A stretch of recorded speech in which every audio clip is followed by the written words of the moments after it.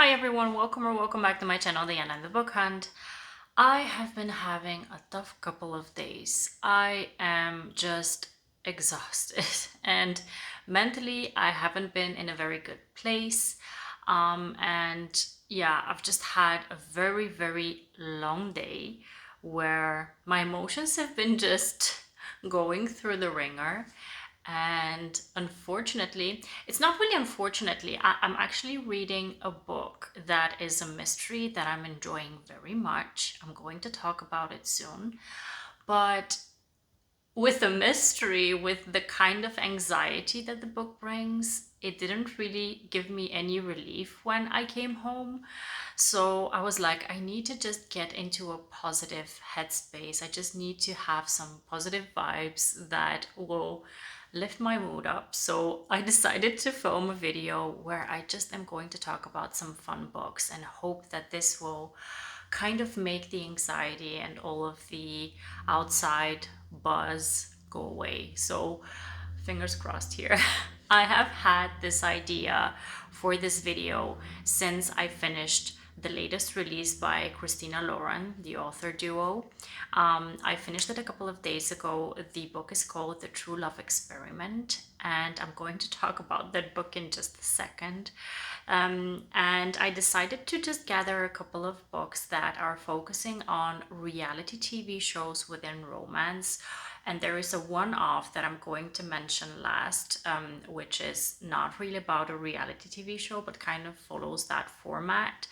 So I have a couple of books for you. Some of them are really well known. So if you've read them, just let me know what you think about them. Some of them are not, or they're new releases, so or really re-releases, so you can go ahead and add them to your TBR if you haven't had them on your radar yet. So without further ado, let's just dive into the books that are all focusing on plots that have a reality TV setting in them. So yeah, the first book I'm going to talk about is The True Love Experiment by Christina Lauren. It's actually a follow-up book to their other release called The Soulmate Equation.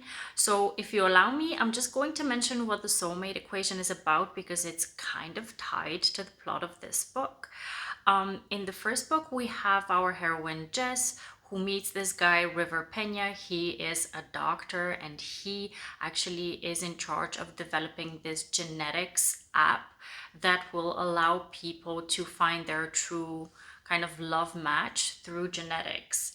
And this app is actually used within the premise of the book of the second book, The True Love Experiment. And also, the heroine in the second book, The True Love Experiment, is Jess's best friend. So the heroine in the first book, she has a best friend called Fizzy. Actually, her nickname is Fizzy.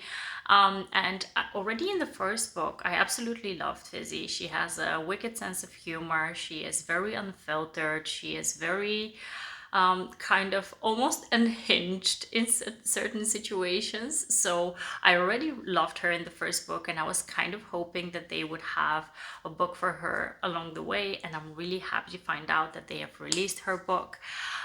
So we have a plot centering on Fizzy, who is a romance author. And she has been kind of struggling with a very big writer's block. And then we have our hero, Connor, who is a Brit, but he's been living in the States for quite a while. He is actually a documentary filmmaker, and it's been his life's passion doing that. He is a single dad. He's been divorced with his former wife, but they have an amazing relationship together. They're still quite good friends. So they co-parent very well. And unfortunately for him, his filmmaker studio is venturing out and they've decided to create a reality TV show that focuses on some kind of a dating format. So they want him to produce it. And because he doesn't really get a choice, he doesn't get a say in the situation, he needs to come up with a plan on how to do it because he has been he's been really worried about losing his job because he's in San Diego, close to his daughter, and he doesn't want to lose the opportunity to be close to his daughter. So he has come across Fizzy in certain situations. I won't mention how. And he believes that she's the absolute perfect candidate for the dating show. He invites her over to the production company to talk about this idea that he has, where he wants to incorporate the genetics app from the first book to find her love match on the dating show.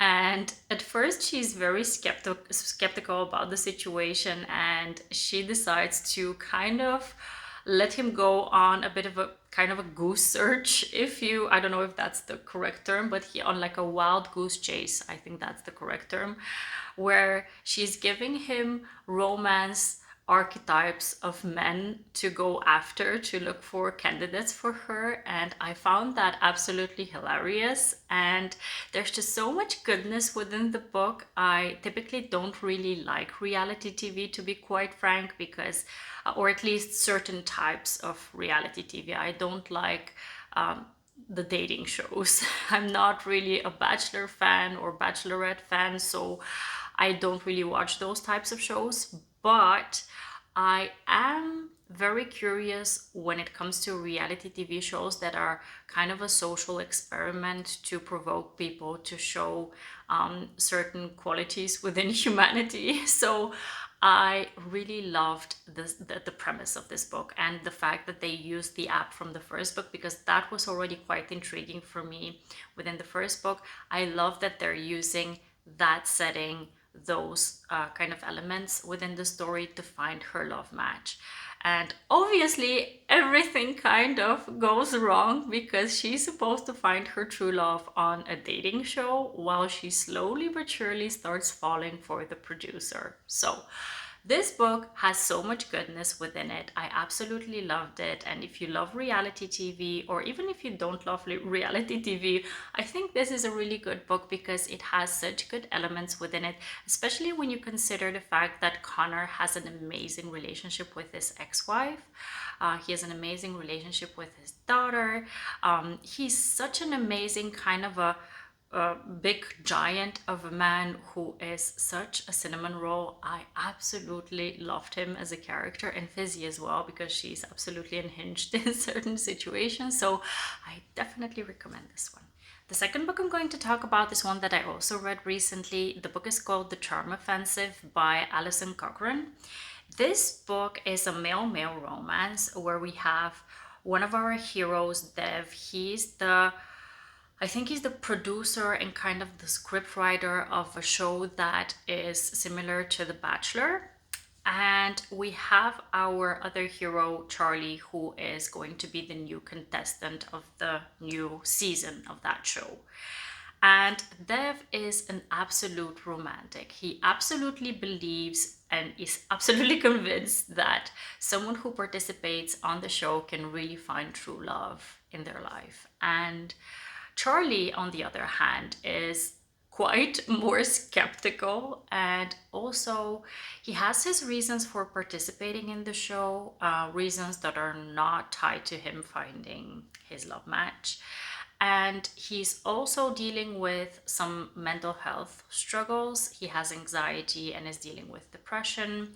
Dev, on his side, also has a bit of drama going on because he was dating the show's director, I believe, for quite some time, I think like 5 or 6 years, and they've recently split up. So he's kind of in a tough spot where he still needs to work with his ex while they've had some bad history going on recently. So Charlie's in this show to be around women who are supposed to win his heart over, right? And unfortunately for him, he doesn't really feel a connection with them, and he is behaving kind of awkwardly with them, and his anxiety is making him really shut down and shut off from them. So there is no real connection on camera, and that is really obviously not good for the show.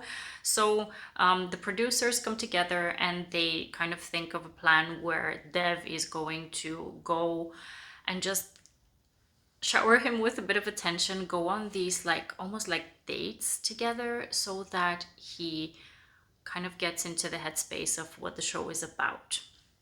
and they have this forced proximity, obviously, where they need to spend time together to get Charlie to relax and for Dev to find out where the problem seems to be so that they can get the show going. And in the meantime, they obviously get close, and Dev finds out about Charlie's mental health problems, and they just forge a very strong connection together because Dev has been dealing with his own things that we later find out what they're about. I just really found this story to be very endearing. It's a very interesting take on how a person who, obviously Charlie is in the show where he has women showering him with attention, trying to win over his heart, and him thinking that he is straight. But it's kind of like a bi awakening, I think it's called, where you kind of find out that you're not only interested in the opposite sex. So it's an interesting story because I really haven't read that many stories that have this kind of a revelation within the story. So I really, really enjoyed this one, and I found that it was another type of fresh take on a reality TV dating show. So if you haven't read this one, I picked, by the way, this one up not only because Dorito is going to remove it from its library, but because I've read other books by this author before and I really enjoy them. So I definitely encourage you to pick this one up because this author has a very good knack for creating anxious situations, for creating a lot of drama where you are kind of wanting to see how it will unravel. So I definitely recommend this one. The next one is a book that I read a few months ago. It's Take the Lead by Alexis Daria.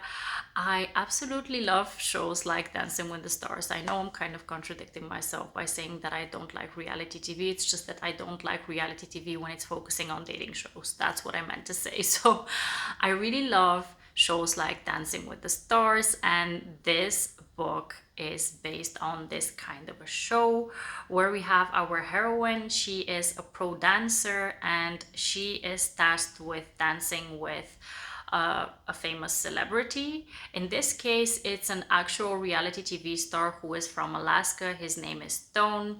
He is a reality TV star with like a family who are participating in this show, kind of like a survivalist show in Alaska, I think. And he is a giant of a man, and she is a Latina petite woman. Her name is Gina, and they're paired together to dance in this dating show. And she's been dancing in the show for a few years now, and she's been dealing with kind of the stigma of her not having won yet, the first thing.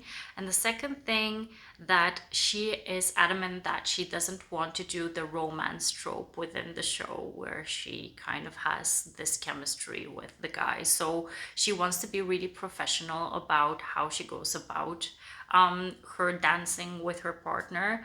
But when she meets Stone, she has an immediate attraction with him, and he is kind of a teddy bear of a man, and they have a lot of forced proximity because they need to dance together week after week. So there's a lot of connections that are being formed while dancing together.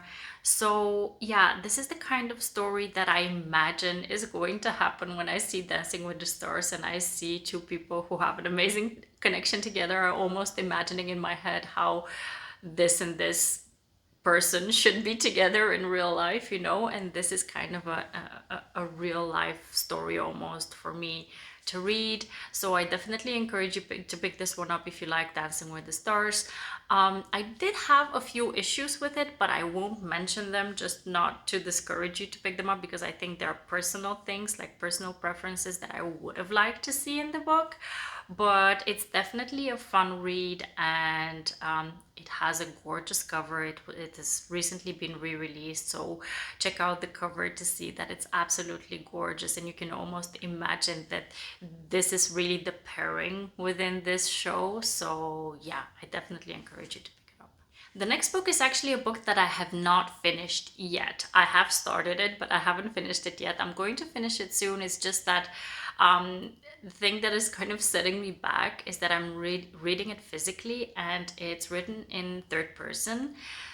Sometimes it doesn't bother me, but sometimes it does. So in this situation, I've been having a bit of a tough time with getting through it because of that specifically. It's not really the story, the characters, the plot, or anything. It's really the writing style that has been making me reading it slower, but it does not take away from my enjoyment of the book. I really like it so far.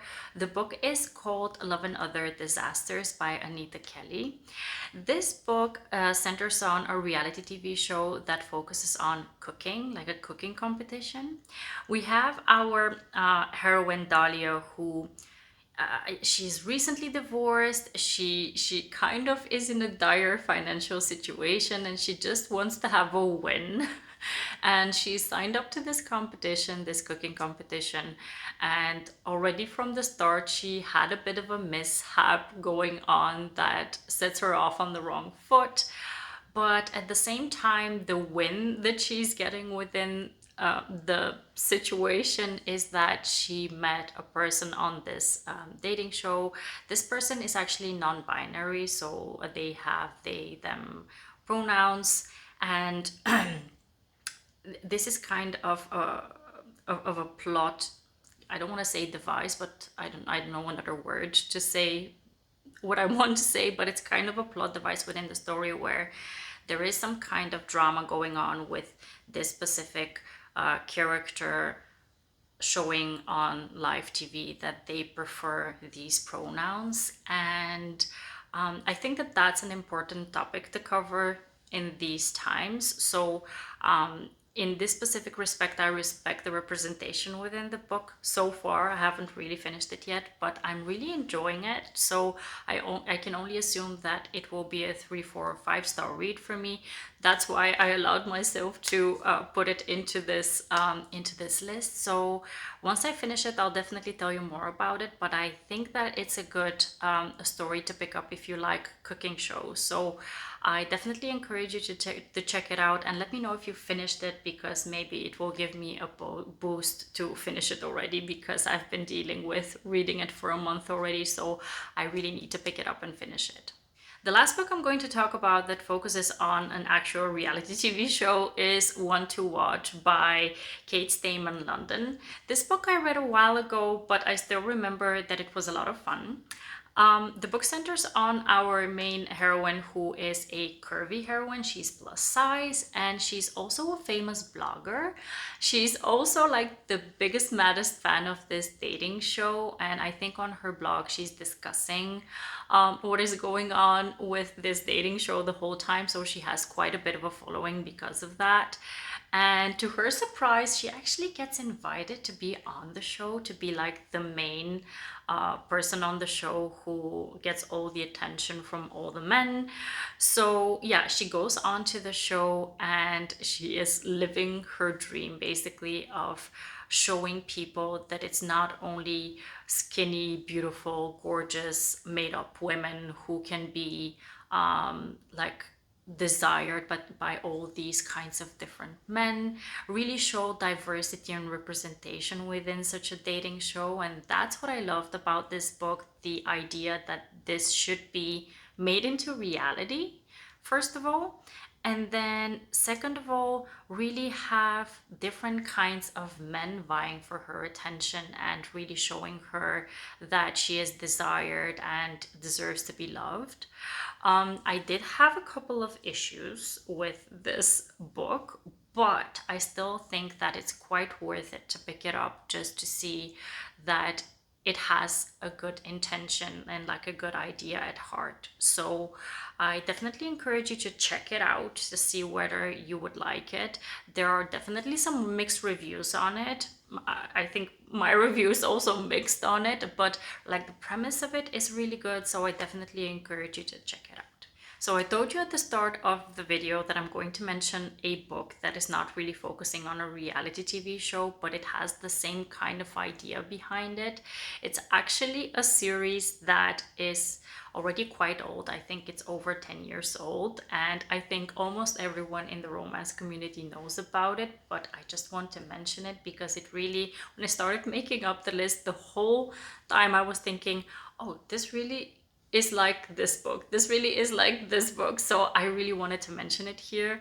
So the series is The Selection by Kiera, and the premise of the stories is that we have this kind of young adult dystopian world where we have a prince who like the kingdom has decided that there's going to be a selection of girls, like 35 girls, who are going to be trying to win over his heart and become his princess. Sound familiar? Kind of like The Bachelor. So yeah, I decided to put this on here because it really gives me all the vibes. And yesterday when I was typing into Goodreads the selection just to refresh my mind on the plot, I don't know how I came across like this review where it said that on YouTube there is this girl who created an amazing video with like a fictional trailer of what it would look like if this actress or this actor were in the main roles. And I watched it and I was like, how is this not made into a Netflix show yet? Like, it looked so good and so realistic. I wanted to sit down and go into Netflix and watch it. So yeah, it definitely made me want to watch this story unfold.